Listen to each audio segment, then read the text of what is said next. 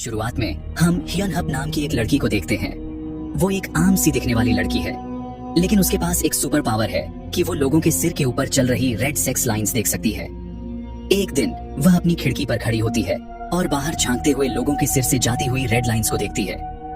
हर line उस व्यक्ति के रिलेशन को दिखा रही थी। वहीं पर उसे एक लड़की दिखाई देती है जिसके सर से कई सारी लाइंस निकल रही थी। वो लड़की हियन की तरफ देखकर मुस्कुराकर हाय कहती है, लेकिन हियन घबरा जाती है और जल्दी से दरवाजा बंद कर देती है।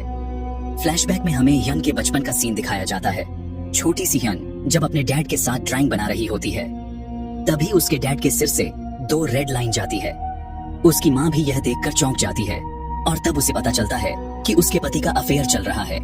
इस सच्चाई के चलते उसकी माँ अपने पति को जान से मार देती है और तब हियन को एहसास होता है कि अगर वो इन रेड लाइंस को देखती रही तो लोगों की जिंदगियां बर्बाद हो सकती हैं।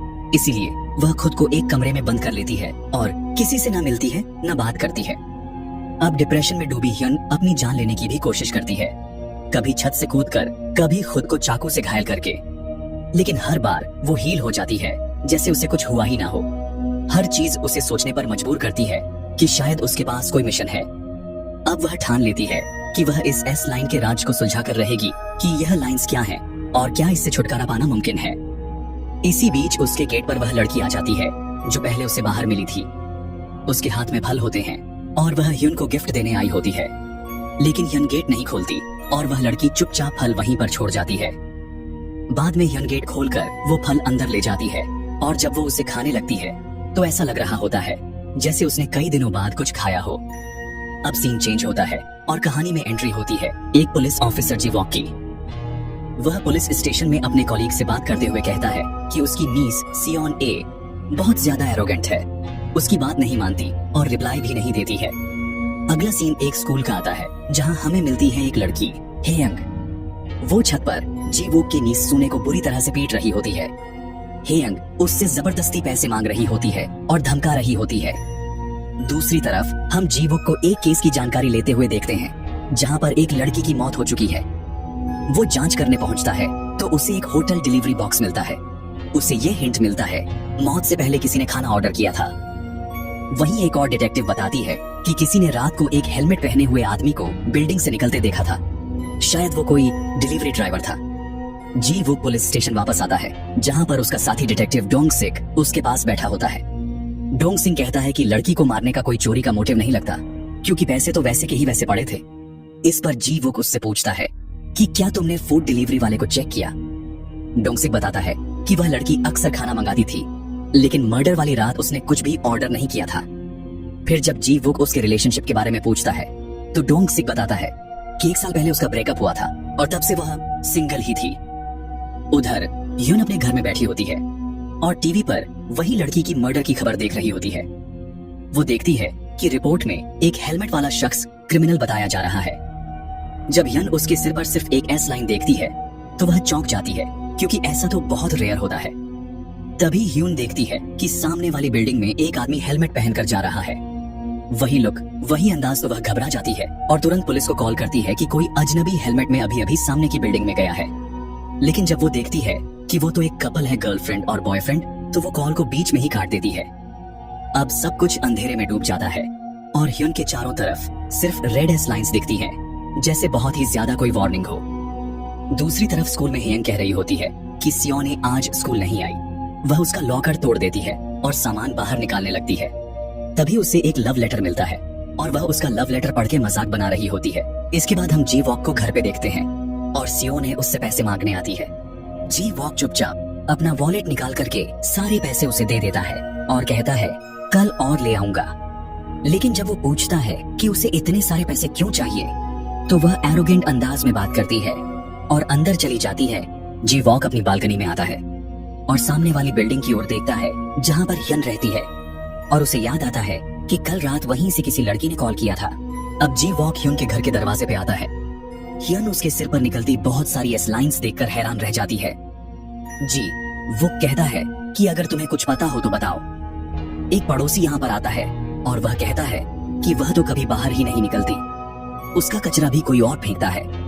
तभी हियन गेट खोल देती है और कहती है मुझसे गलती हो गई थी। वह लड़का उसका लवर था और फिर चुपचाप दरवाजा बंद कर लेती है। अब सीन चेंज होता है। एक हेलमेट वाला आदमी उसी बिल्डिंग में आता है। यन उसे देखती है और अब वह खुद बाहर निकलती है हाथ में चाकू लेकर। बट कमजोरी के कारण वो गिर पड़ती है, लेकिन फिर वो उठती है क्योंकि वह जानती थी कि वहां पर कुछ गलत होने वाला है। उधर से उस लड़की को लगता है कि हेलमेट वाला उसका बॉयफ्रेंड है, लेकिन जैसे ही वह हेलमेट हटाता है पता चलता है कि वह तो असली किलर जोंगमिन है। जोंगमिन भी इस लाइन देख सकता है और लड़की का गला वह दबाने लगता है। तभी ह्यून पहुंचती है, उसे बचाने की कोशिश करती है, लेकिन जोंगमिन उसका चाकू छीन लेता है और जैसे ही वह ह्यून पर वार करने वाला होता है, जी वुक उसे गोली मार देता है। इसके बाद वह काफी डर जाती है और फिर जी वुक ह्यून को उसका चश्मा लौटा देता है। ह्यून उससे पूछती है कि जो मरा है वह कौन था। जी वो कहता है कि मैं तुम्हें सब बताऊंगा, लेकिन तभी सियोने आ जाती है। सियोने ह्यून से पूछती है कि तुम यहाँ पर क्या कर रही हो। जी वुक उससे पूछता है कि क्या तुम दोनों एक दूसरे को जानते हो। इसके बाद ये दोनों घर आ जाते हैं। सियोने जी वुक से कहती है कि तुम मुझे और पैसे कब दोगे। तो जी वुक उससे बोलता है कि क्या मैं तुम्हारा एटीएम हूँ। फिर वो उससे पूछता है कि स्कूल में सब ठीक तो है ना, अगर कुछ प्रॉब्लम है तो मुझे बताओ। इस पर सियोने कहती है कि तुम्हें मेरी परवाह कब से होने लगी। फिर जी वुक ह्यून के बारे में पूछता है। सियोने बताती है कि वह मिडिल स्कूल में मेरी क्लासमेट थी, लेकिन एक दिन अचानक से वह गायब हो गई।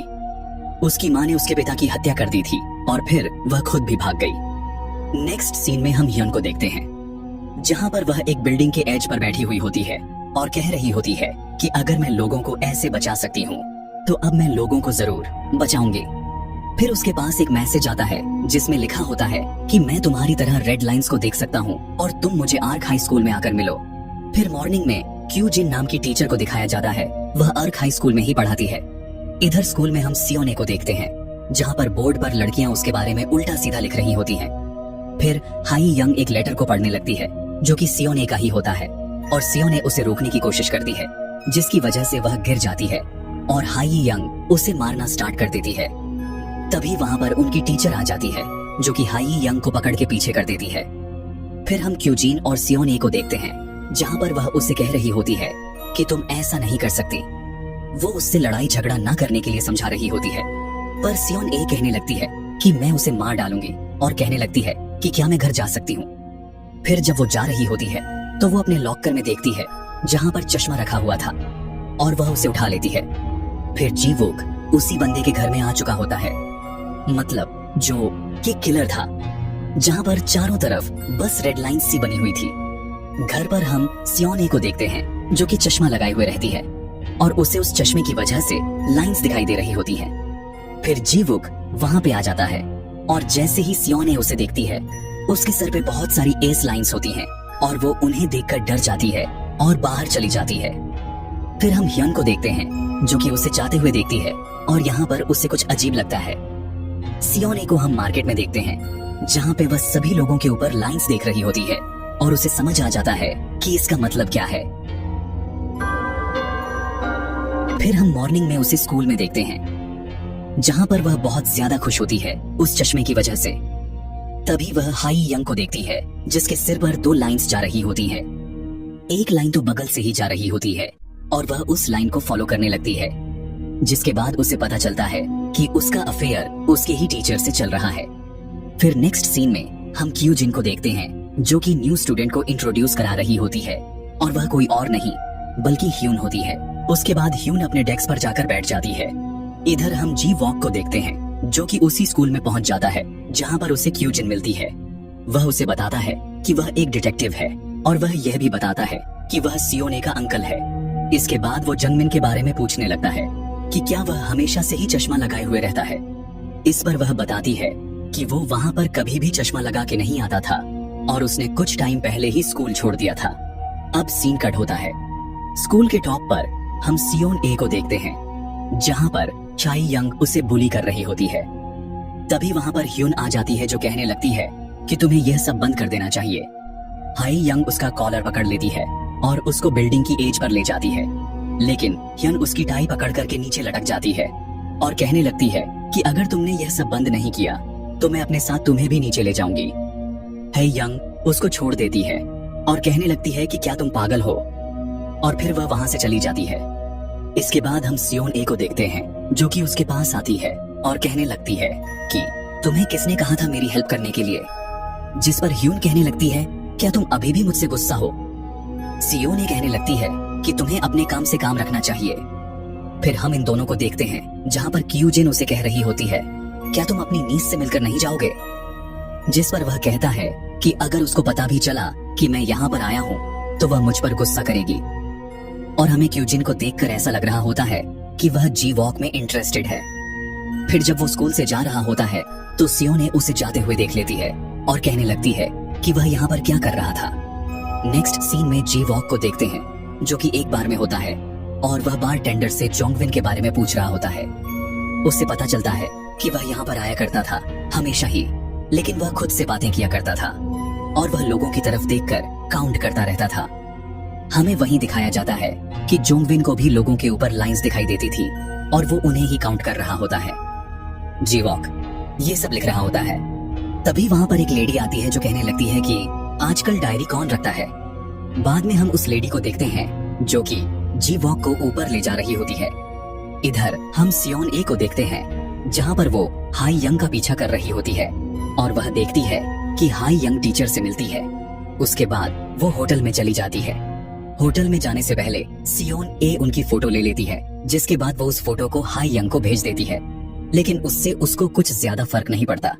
वो कहने लगती है कि इससे मुझे कुछ भी नहीं होगा, मेरा टीचर ही पनिश किया जाएगा।